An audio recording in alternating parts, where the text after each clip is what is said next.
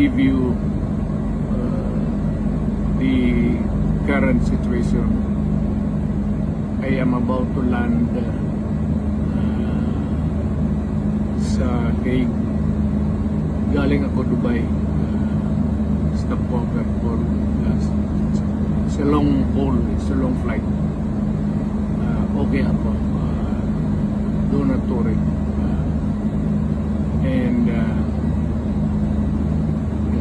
I think this is something to do with the law and order noon. At sinasabi ko naman sa mga pulis, military na trabaho kayo at ako ang managot. So ito na nga,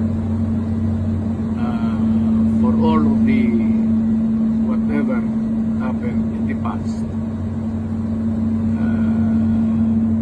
ako na yung nag-front sa ating